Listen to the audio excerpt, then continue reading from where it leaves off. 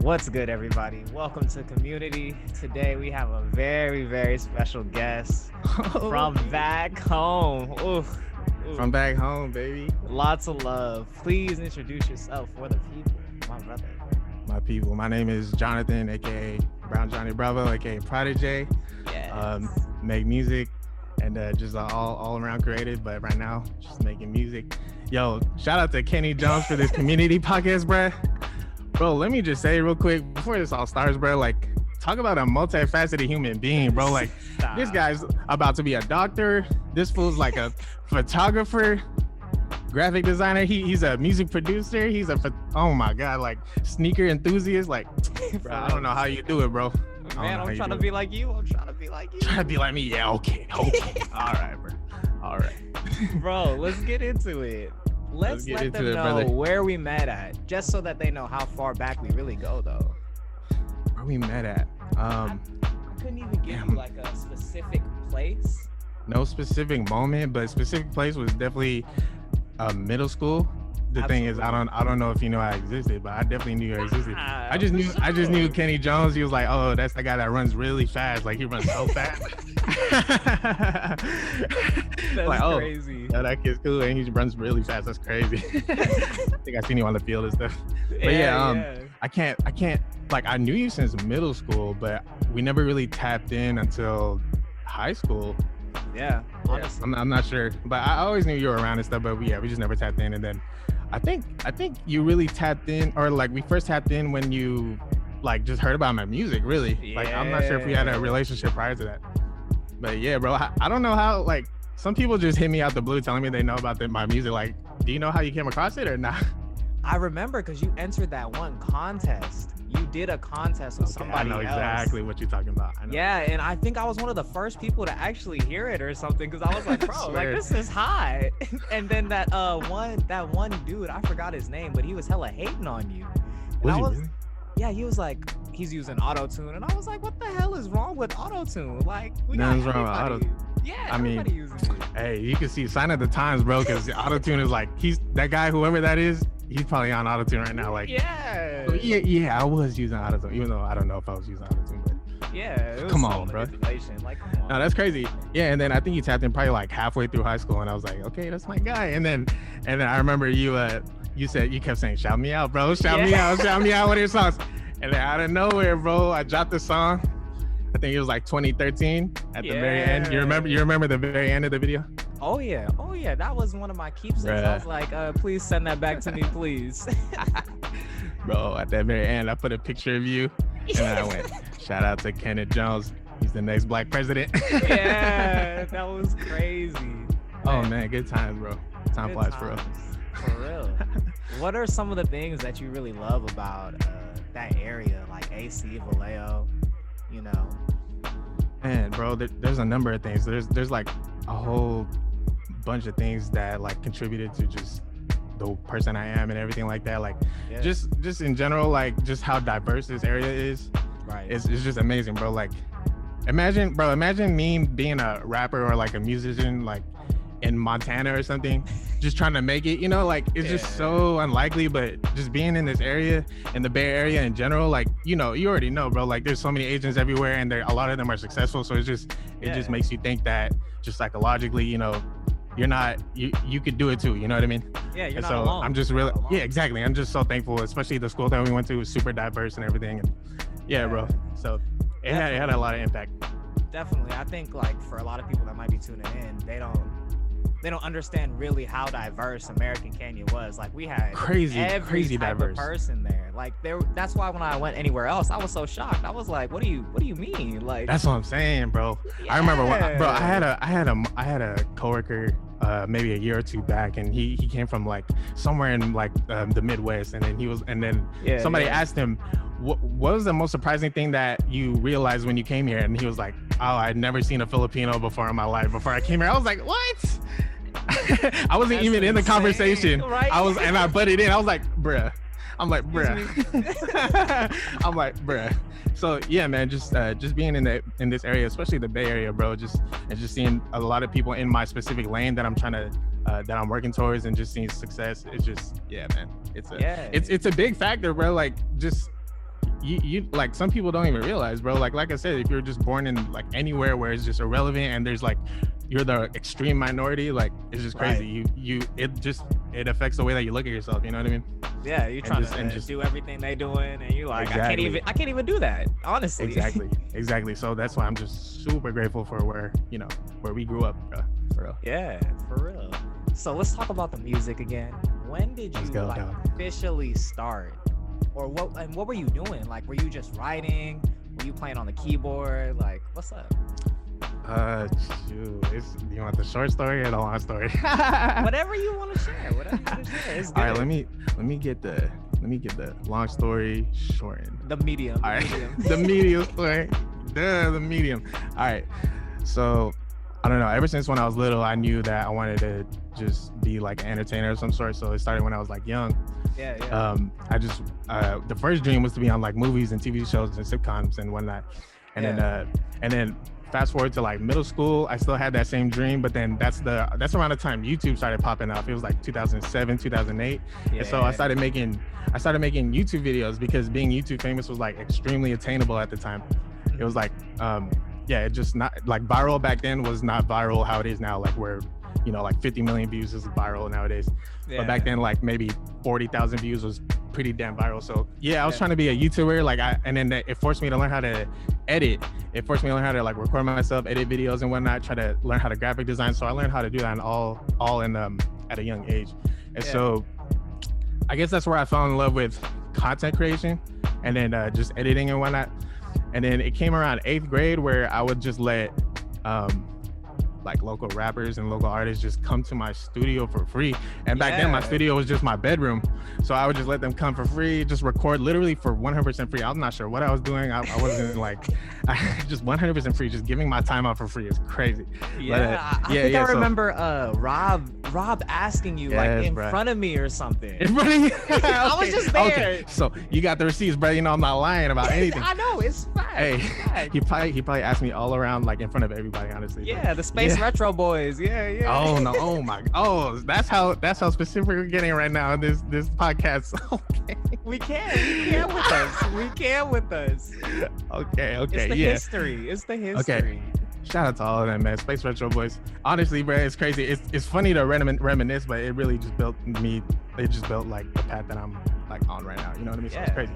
So so I would let a lot of people come through for free, record. I swear, I met a lot of people from Vallejo, and it was like for free too. And then basically I was just recording, mixing and mastering just local artists for free, bro. And then it came to the point where I was like, you know what?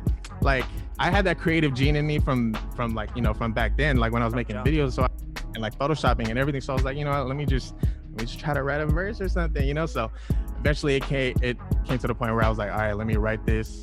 And then I wrote something. And then back then it was just, I recorded it, I mixed and mastered it, and then I put it on YouTube. Right. And then back then, like, how do I say this? I guess uploading a song like that of that quality, even though it wasn't that good quality, uploading it at that quality, and I was like 13 years old, I was like 14 years old maybe. People were just like, I think people were just surprised at the quality, you know what I mean? Yeah. Like people were just like, bro, this guy's really in the studio and he's like 14 years old. But realistically, bro, like I just bought a mic and I just knew how to edit. So I think that was a good point. And then some people just started letting me know, like, yo, like you could really do this, bro. Like, and I was like, you know what? This might be my niche, you know what I'm saying? Niche, whatever. Yeah, so that's when it started. So maybe freshman year, that's when I started making music. Mm-hmm. And then, I don't know, I guess I didn't start taking it seriously. Like, I didn't start taking it, I can't even pinpoint just the time, like, I guess I had the dream to make music since then, but then I wasn't taking it seriously, like if I'm being honest with myself, I didn't start taking it seriously till maybe like a year and a half ago, bro. A year and a half ago, like, I don't know, but because like it's not the desire or anything, it's just like, life happens, bro. Like you graduate graduated high school, just, you know, all that stuff, getting jobs and whatnot. So, but yeah, bro. but that's what it is, bro. So like, I just feel like I had a creative gene in me, and then I guess I'm just hyper focusing on music right now. So, hell yeah, bro. Super dope. Yeah, that's super dope. Hell yeah. For most of your music knowledge, like, is it YouTube University or you learn it I'm not from gonna friends? lie. Mixing wise, yes. Mixing wise for music, YouTube University. Shout out to YouTube University, bro. You understand? You can learn how to do anything on YouTube, bro. Yeah. You can learn how to do anything. So it's like, I just burped a little bit, but we humans. Humans, bro. Human nature. Let's go. So YouTube University, bro, like, that's why I'm like, I don't know, not to get too preachy, but it's just like, bro, like, it ain't no excuses, bro. Everything is spoon-fed to us, especially in this generation. Like, you can literally just Google something, YouTube something, and it's right there, bro. So that's a fact. It's all about how much you want to do it, you know what I mean? How much you want to get it. So yeah, man, YouTube University. Shout out to YouTube University. A lot of it, though, was definitely experience. Right. Just learning hands-on. Because, you know, you can watch a video and shit, but you can't. But can I cuss on here? My bad. Yeah, you can cuss. You can. Okay. Yeah,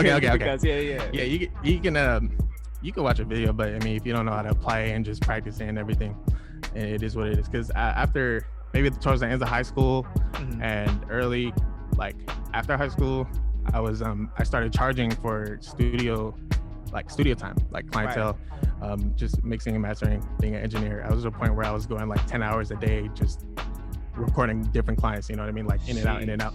Oh, you are a real. So that's where real business, low key.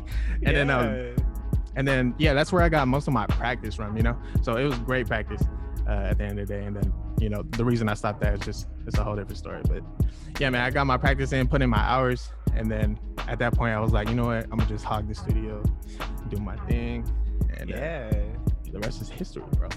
Sheesh. Are those records in the back? No, those aren't records. Those are so my family. Nah, I wish it was records. Hey, come on, hey, bruh. They're not records. So not yet. My family my family travels a lot. So our thing is like we get souvenir plates of where we go. So yeah, those are all just, you know, souvenir plates. Yeah. That's dope. Yes, sir. Okay, so for the most of your creations, like actually before that, which DAW did you use like from then to now?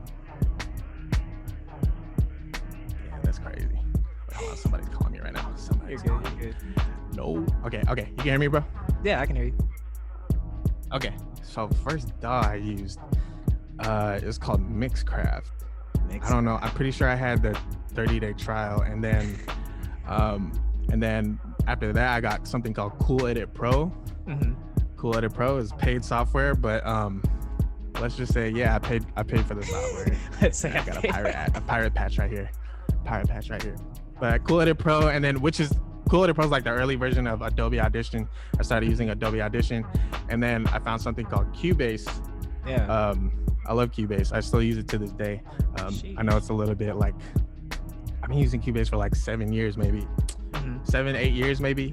And I guess I just, you know, when you use like a software so much that you just know the ins and outs of everything, and it's just comfortable. You know, when it comes to DAWs, like it's just your workflow. You know what I mean? So that's just how I execute my projects the best. But I've been messing with Logic Pro and Pro Tools and whatnot, and they're cool. Like I can work my way around it, but I just keep coming back to Cubase, bro.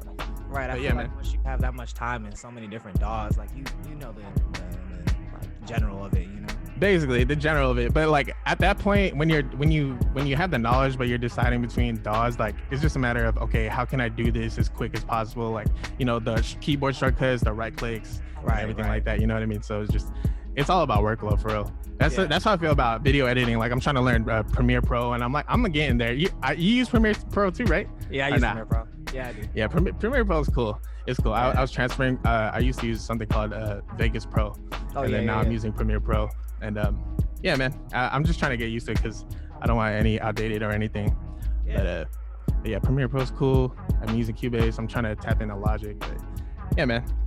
Yeah. So it's all about workflow for real. Yeah, definitely. So for inspiration, where do you usually draw it from? Like, is it like your experiences? I mean, I guess experiences is everything, but you know, experience is everything for sure. Yeah. You know, that's a good question. I get inspired from. Do you mean like creatively or just like? Yeah, the creatively. Drive and the spirit. I mean, we could get into both. I guess creatively, my mindset is that when I listen to music, because you know, if you make music, you listen to arguably, you listen to music just differently than other people listen to music, you know. And Absolutely. so since my mindset is just locked in on that, I could just hear everything. I could hear just like, you know, the different instruments, the different ad-libs and everything like that, how it's mixed, all the echoes and everything, just everything like that, you know. So and just in general, I just like to create. So and knowing I have the DAW and the software to do that, I just want to do it, you know. I just want to execute it and try it out for myself. But yeah, so just listening to other music, listening to different kinds of music, and then when it comes to the creative side, I just try to keep up with a lot of the, you know, new music and a lot of old music too. And I try to stay out of just listening to rap and stuff, you know, like actual music, you know what I mean? Right. Actual music with instruments and everything. And it just gives me a chance to just keep growing. And so yeah, I guess. You're good. Do you have any like favorite artists, at least right now, or that like helped influence you to, you know, keep going? Favorite artist, probably I don't want to sound cliche as hell. I like Pharrell a lot. I like I guess new school. Okay, if we're talking new school, Amine, he goes crazy. I like Amine's go crazy. You listen to Amine? Yeah, he's crazy. Limbo's He's crazy. Amine, Toby Lou. Let's see. Who else? I guess but hip hop in general.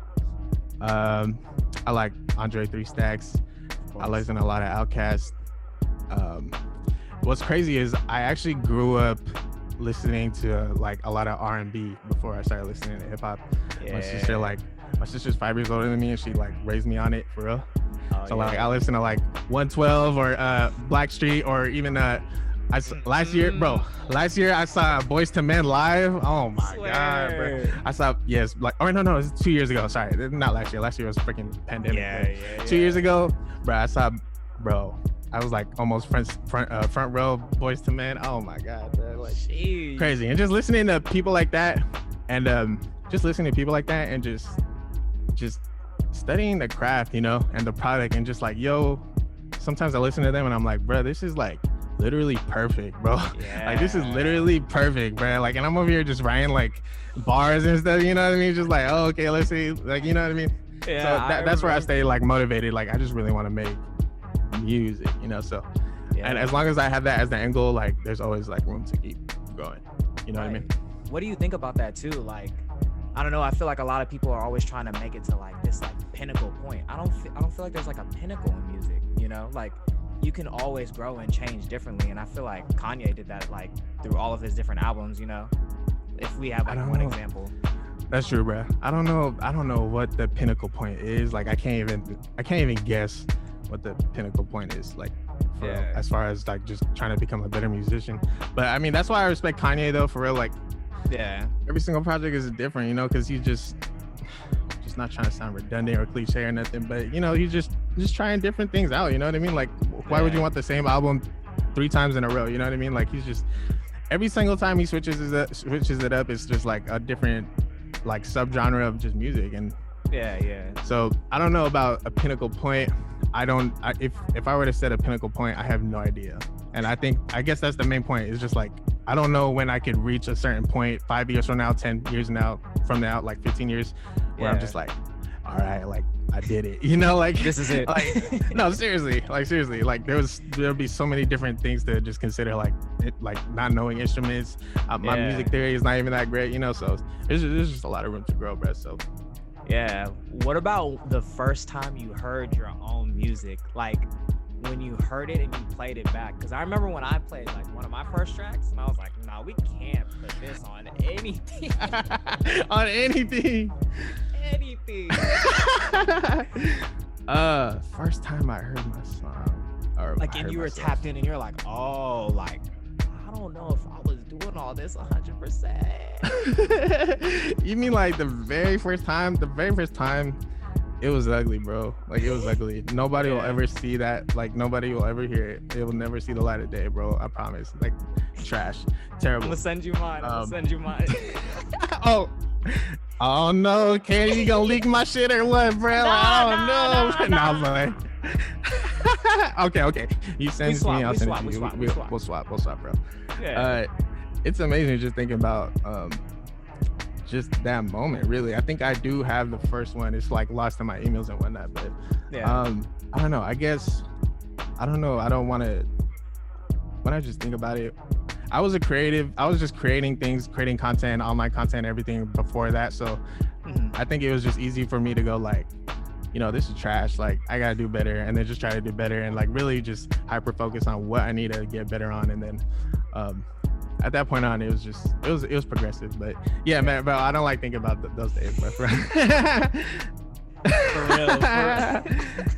What do you think are some of the like biggest challenges that I guess you face in the past and face like now? You're still creating to this day. So what's some of the barriers you think?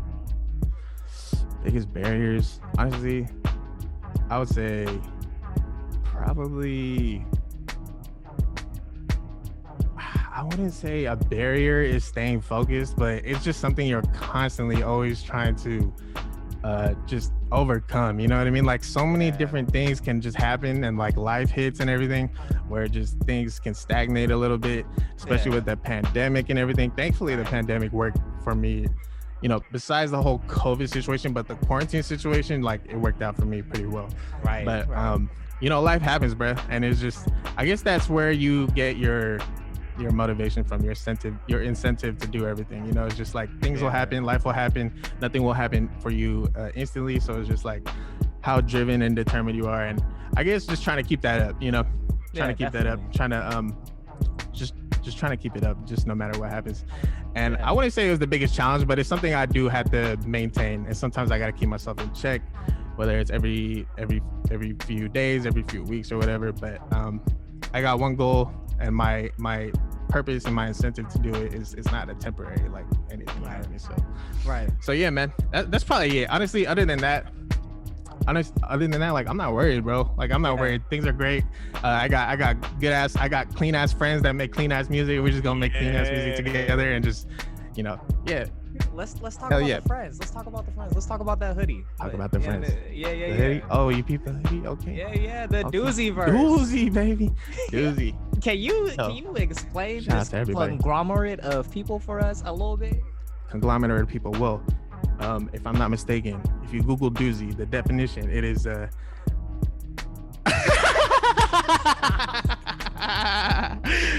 let me Google it real quick. Now, it's like something that is of its kind. It's like one of a kind. You know what I mean? Yeah. And so I think my boy Tommy came up with the name, but it's just it's just like a collection of people, creatives in our area. We make music. Not only musicians, we got videographers, graphic designers, photographers, and everything. But yeah, man, it's just something that birthed early last year, and I'm just really glad to be a part of it. I fuck with all of them. I've known maybe half of them since like high school, and then there's like one of them, my homegirl BX. I've known her since like first grade, bro. So She's right at St. Pat's. I wouldn't doubt it. I know she went to St. Pat's, so yeah, I wouldn't doubt it. But yeah, bro, it's not just like random people that I've never known. Like, it's something that came together organically, and yeah, man. So shout out to Doozy, shout out to everybody in Doozy, shout out to Doozy, Instagram.com/Doozy Verse. You know what I'm saying? Like, come on, bro, tap in with Doozy. We're up. Yeah, y'all had the Doozy Fest too. That was super dope. Doozy Fest was really fun. It was a good way to I think when we started planning Doozy Fest, we were kind of like, okay, this is gonna be a festival that we're gonna throw when the pandemic is over. And as you know by now, like, there's no end to this pandemic for now. So I really appreciate it, because we were like, you know what, if we can't do it in person, we're gonna do it virtually. And it went up, but like, it went really well. The outcome was great. Yeah, I enjoyed it too. Shout out to Doozy Fest. If y'all haven't checked it out, go check it out. Hell yeah. Doozy Verse is on YouTube. Yeah. Okay. it was great, man. It feels great to just come together with just your friends, basically, and just build something. And yeah, man, it was a lot of fun. Yeah. Do you have any advice for anybody trying to, you know, form their group, find their people, you know? Find their people. I mean, because I think it's different a little bit, because, you know, this was organic. This is more like your homies, but... That's true, bro. That's true. Yeah. It's a hard argument, because, you know, sometimes there's situations where you're like, you know, don't get into business with your friends, or don't get into business with your family, because whatever. It's tough, bro. It's like, it's a situation by situation basis, man. But I would say just let it grow organically. Let it grow organically. Try it out. That's probably my best advice, honestly. Like, everything Doozy and everything in general, I'm just trying to come about it organically, and like I want to work with people off the love, and not just because, you know, I pay them so much that they're like, you know what, we might as well be a duo, or just, you know, things like that. You know, so just try to keep it organic. And as far as building your team, I would say just keep people in your team and around you that are like better than you, so much better than you. Like, I think everyone in, like, low-key on some humble shit, I think everyone in Doozy's better than me, for real. I know there'll be some arguments there. like seriously, I think they're all better than me, and just in general, the people around me, I just try to keep them, in my perspective, just better than me. Like, it just helps me grow, keeps me inspired, and I'm just literally, when I get into sessions with these people, I'm literally just like sitting there like, bruh, like what is going on right now, bro? I'm like, what? Like, bruh, like I be getting overwhelmed and everything. I'll just be like, yeah. So it's extremely inspiring and everything. And just, that's the key thing, bro. Just keeping everyone inspired and keeping each other inspired and everything. Yeah, bro. So that's probably my best advice. Just keeping it organic and just keeping them, just keep inspiring each other. You know what I mean? Yeah, I might have to cut that for them just so they can hear that. You feel me? So another thing that you like to do, another way you like to create, is food. I saw.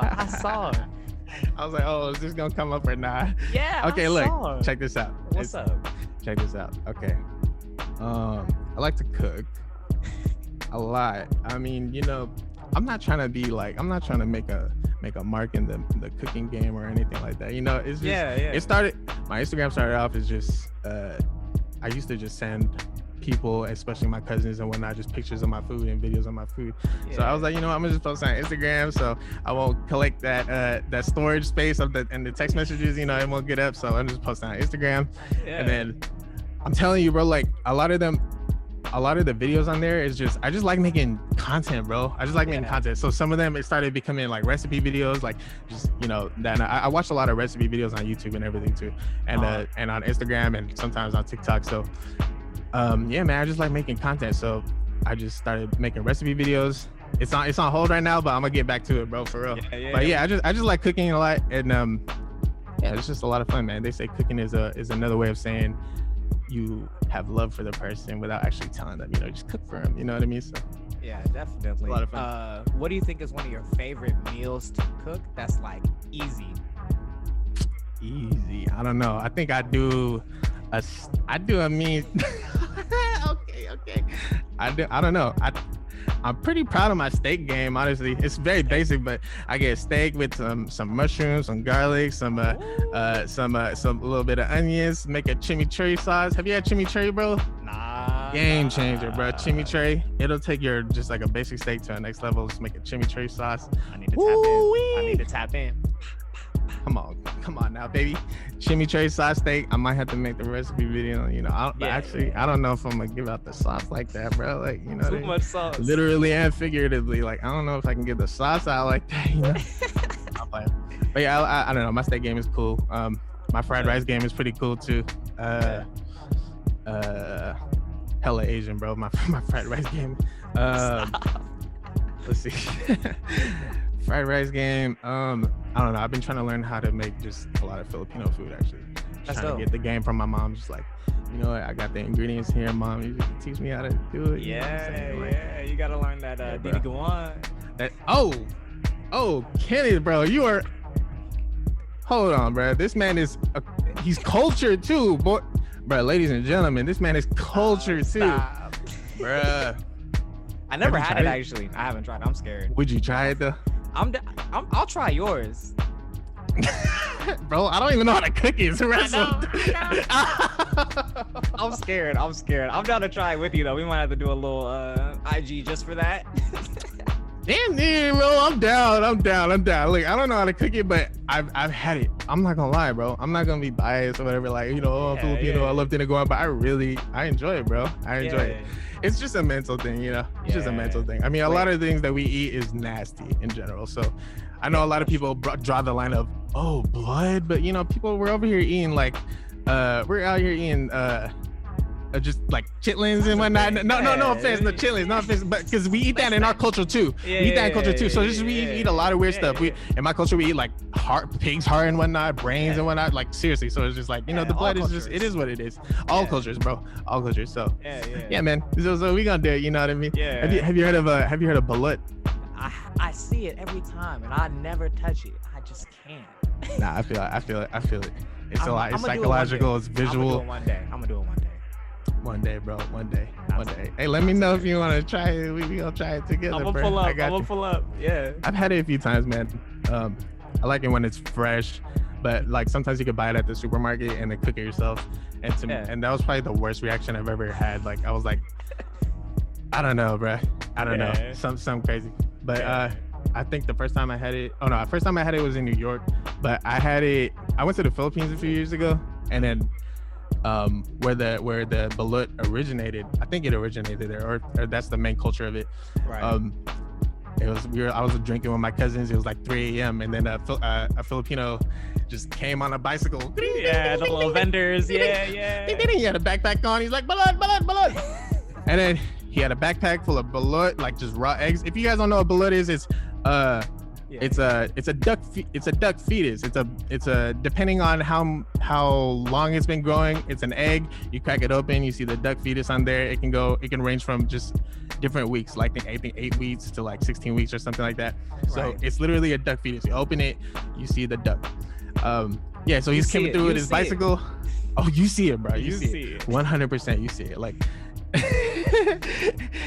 so he came through with his bicycle. He was selling the balut for hella cheap, and he had like little packets of vinegar, and then hell yeah, bro. I ate that. We were like lucky kind of turned. They call it and then my Filipino cousins, they were like, it's just called balutan. I'm like, balutan, I hope I'm saying that right. Balutan. I'm like, it's just like the food that you eat when you're drunk, so it's like drunchies basically. So I'm like, okay, man, we out here drinking, eating this duck fetus, let's go, baby. I killed like 3 in a row. Yeah, man. Dope. Good times, bro. Good times. So yeah, you gotta try it, bro. You gotta try it. Are you, would you say you're a foodie or nah? A little bit. I just get nervous. Like I don't want to commit to buying a full meal or something and not like it, Okay, that makes sense. No, I mean I understand. I understand, bro. I guess I'm just or try it from somebody else, Oh yeah, definitely. I think people just gotta just be open to try it. You don't have to like it. You don't have to lie like you like it. But if you try it just one time, like it's good. You know what I mean? Yeah, my friend from Taiwan, she's been just sharing tons of stuff with me. So nice. Yeah, I've been tapping in again. Okay, let's go. Yes, let's go. Yeah, my whole thing is like, you know what? If other people are eating it and they're not dead, like it must be all right. You know what I mean? Yeah. Literally. So the last thing, is there anything you need to tell us? Is there anything we should be looking out for from Prodijay? We waiting, we lurking. I'm always lurking. The inside scoop. Okay. Yeah. Check this out. As far as Doozy goes, we have a lot of things planned. I just recently I realized, they haven't announced it officially, so I can't leak it, I can't be that guy, you know what I'm saying? But things are to come. As far as my project, things are to come literally within. Okay, look, if I'm gonna get specific, I'm gonna start dropping singles next month, maybe the end of March, early April. Ooh. Try to keep it consistent, and then we're aiming for a project mid or early summer. Ooh. Early summer. It's some time. It seems like a while from now, but like time is flying, bro. 3 months. Like Doozy Fest was like three, almost 4 months ago. So exactly. Time is flying, and man, I just been working, and man, just a lot of good content coming out. I'm excited for everyone to hear it. You know what I'm saying? Absolutely. We can't. Bro, wait. are you in San Diego right now? No, I'm in SF. Oh my God, this man's a traveler too. Good God. Yeah, no, I'm in San Francisco. I live out here now. I would have never saw that coming, bro. Yeah, I'm back for school. Somebody getting blown up. Nah, you good. Is that what, bro? You getting blown up right now? You the man. You know what I'm saying? TMZ on here. Stop. But with that, bro, thank you for coming. Yeah, thank you. Of course, bro. Hey, have me back anytime, you know. Yeah. This is a lot of fun, bro. And yo, good luck to everything that you're doing, man. I really appreciate everything you're doing for real. Like, for real, bro. Like I said, multifaceted human being, bro. It's inspiring, bro. Like, thank you. You got your toes. You got each 10 of your toes in different types of pools and puddles and everything, bro. It's crazy. So I really do. Yeah, man. I'll come back anytime. And I'm just looking forward to working with you more in the future, bro. For real. Absolutely. Community, we're signing off. Thank you, Prodijay, for coming through. Yes, sir.